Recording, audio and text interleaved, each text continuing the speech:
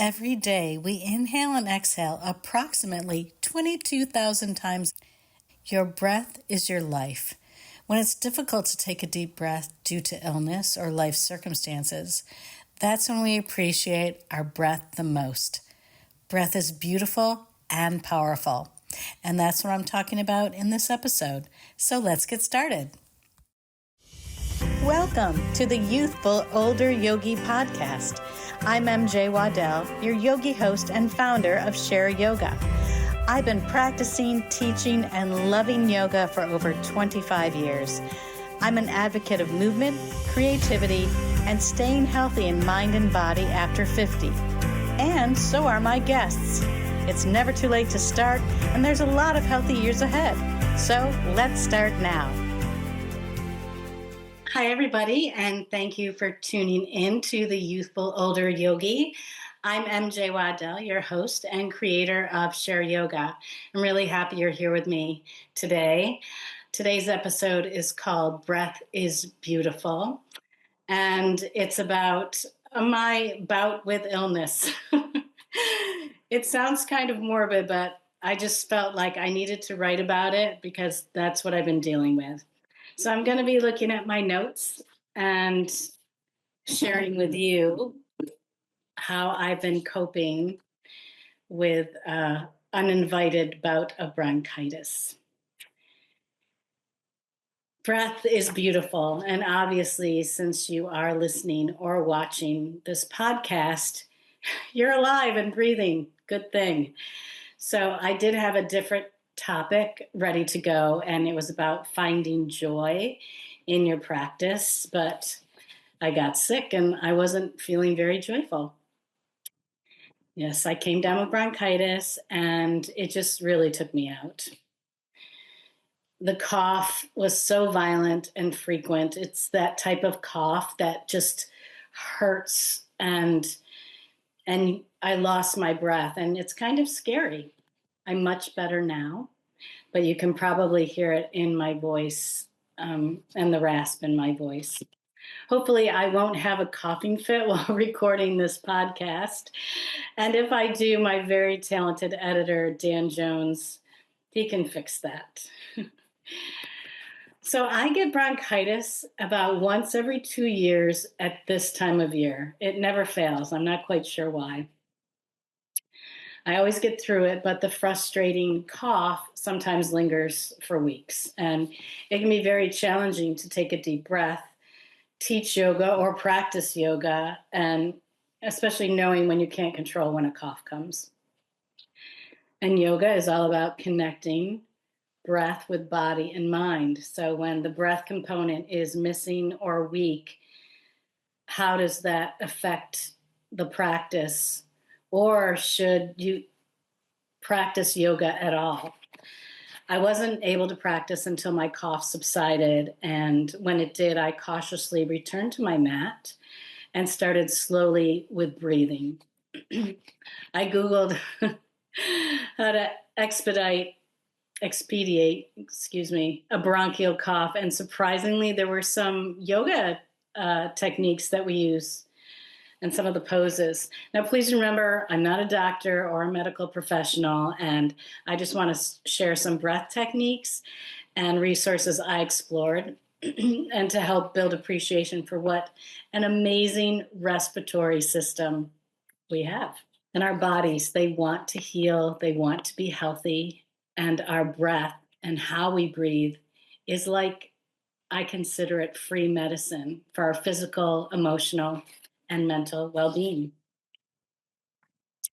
First, I want to share with you some facts about what your hardworking breath does for you every day. The big number one, well, it keeps you alive by supplying oxygen to your cells. It removes the carbon dioxide, and that helps maintain your body's acid-base balance. It protects your body from harmful substances by coughing or sneezing or filtering them out. It helps with your smell, helps with your talking, helps with stress and anxiety, and so many other things. And each day we inhale and exhale approximately 22,000 times. Now, when you're dealing with bronchitis, a cold, or any respiratory illness, you can feel breathless. And that breathless feeling is a signal that your muscles are just trying to get more oxygen. The Sanskrit word in yoga, it's pranayama, which is a combination of two words, prana meaning life force and yama meaning restraint or breath control. So pranayama, it's the fourth out of the 8 limbs of yoga. And there are multiple techniques. I'm not going to dive too deeply into them. My concern was, how can I find a deeper breath without launching into a coughing spell? So I remembered a pranayama technique called the humming bee breath. Bhramari Pranayama. Bhramari Pranayama, the humming bee breath. And it involves inhaling through the nose and then exhaling while you make a humming sound. It's quite simple. You just inhale through your nose and you exhale, making a humming sound. And studies show when you hum, the vibrations are generated in your head and it shakes up and breaks up the bond of mucus that's trapped in your sinuses and throat, nose, and chest. How great is that? And the link to this study, this humming bee breath, is in the show notes. It's really encouraging that there are studies involving yoga techniques. I wanted to pop in to thank you for listening to The Youthful Older Yogi. It's season 2, and I'm so excited to bring you more great guests, education, and ways for you to stay youthful in mind and body after 50. If you love the show and want to help me make it even better, please consider becoming a supporter. You get to choose how much and how often you give, and there's no commitment. And remember, I donate a portion of every dollar I receive to charity. For 2024, I've chosen UNICEF. Just click the support button in the show notes. And just as helpful is sharing the show with other youthful older yogis. Thank you again so much for listening. And now let's get back to the podcast. I was already doing the home remedies like neti potting and using a nebulizer, drinking herbal teas, tons of water, and good old chicken soup. And then I came across a company called PARI, P-A-R-I, and they make devices for people suffering with respiratory illnesses, asthma, COPD, and they also make the heavy-duty respiratory medical equipment used in hospitals. And on their website, there are these 8 exercises to clear mucus from the lungs. Let's just stop right there. I hate the word mucus. I hate the words phlegm or sputum, so I'm just going to refer to it as gunk. Okay. Anyway, these exercises were explained by a respiratory physiotherapist, and the series is meant to impact the mobility of your chest, your spine, and your ribs. And the movements change how you breathe so the gunk can be more easily shifted. And there was baby cobra and fish pose and reclining twist pose that were 3 of the 8 exercises. And there are pictures and explanations on there, and it instructed syncing the movements with breath, what to move when you inhale, what to move when you exhale. And for me, I could feel the shift and some actual relief when taking a deep breath after doing these exercises. A quick recommendation, have a tissue nearby. You know, when we're sick, at least in my experience, you tend to lay around, you take your medicine, rest, don't move very much, and which was very necessary for me in the first few days. And then when I felt better, the exercises were so helpful. Again, I'm not a medical professional, just in awe of our miraculous bodies and their desire to heal. The other technique I used is from my voice teacher, and her name is Erin Stewart. It's called SOVT, which stands for Semi-occluded vocal tract SOVT, semi-occluded vocal tract. And it's done with a straw in a glass of water, and you blow air into the straw. And then blowing into the straw, it changes the pressure on your vocal cords so they can relax. And you just blow air with or without pitch. I just had a lesson with Erin, as a matter of fact, and this is what we do every lesson. We just blow into the straw with or without pitch. Usually with pitch, we're going up and down the scales. And I kind of feel a little rebellious, remembering how when you're a little kid, it's so taboo and forbidden to blow bubbles in your drink. So it's kind of fun. I'll include Erin's website in the show notes. She's a beautiful soul. She's a professional Broadway star and very passionate about helping people find joy and confidence in their voices. And for yoga teachers, our voices are so, so important. So I hope some of these techniques and resources can help you next time you may be dealing with cold, flu, or respiratory gunk. Take some deep breaths during this hectic season. Take good care of yourself. And I want to finish this episode by reading a poem I found while I was recuperating. Reading it just resonated with me so much, so deeply, and I think it will touch others. So I'm going to share it. And it's called Anatomy of Peace by John Waddell. And I'll share his link in the show notes, of course. Anatomy of Peace. My brain and heart divorced a decade ago over who was to blame about how big of a mess I had become.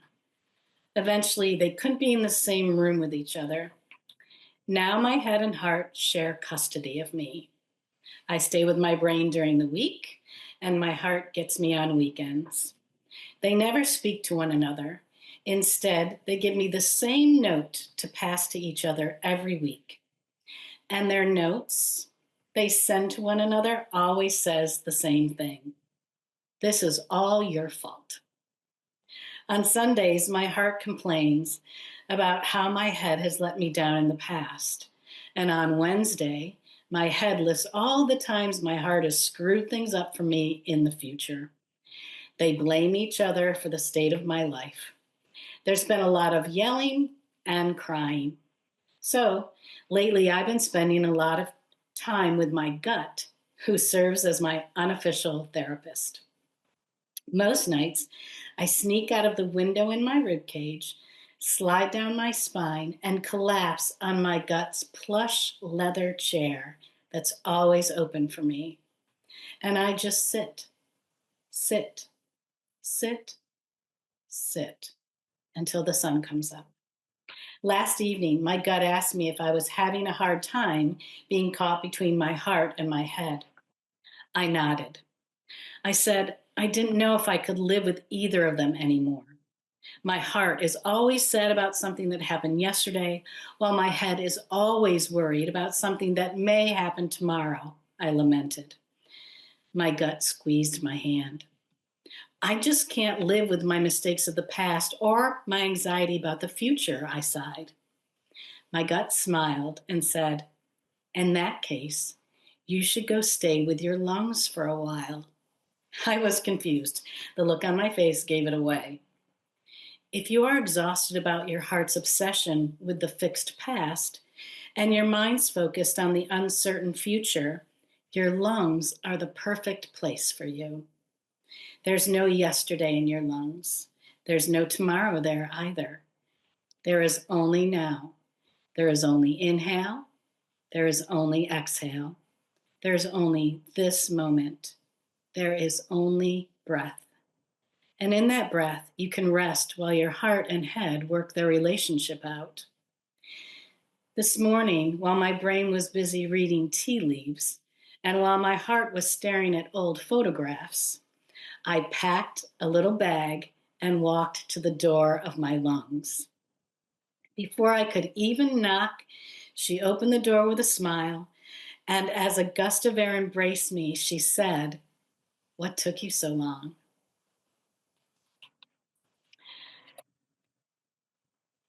Thank you for listening. And please feel free to email me with any thoughts or comments or topics that you might want to hear on the Youthful Older Yogi. May you and yours stay healthy and happy, and may your breath be deep and filled with love. Until next time, keep sharing yoga. Namaste. Thank you so much for listening. I appreciate your comments, all likes, and all shares. Please subscribe to my website, shareyogawithmj.com, so you can receive my newsletter and be first to take advantage of my courses and freebies. If you navigate on social media, you can find me on Facebook and Instagram at MaryJayne Waddell. That's Jane with a Y, Jayne. This podcast would not be possible without the help of my editor, Dan Jones, from Cocoa Beach Productions. You can find Dan at cocobeachweb.com. And of course, thanks to my generous guests who share their time, insights, and youthful wisdom. Remember, the Youthful Older Yogi podcast is presented solely for educational, inspirational, and entertainment purposes. It is not intended as a substitute for a physician or other qualified professionals. Okay, yogis, stay well, stay youthful, and keep sharing yoga.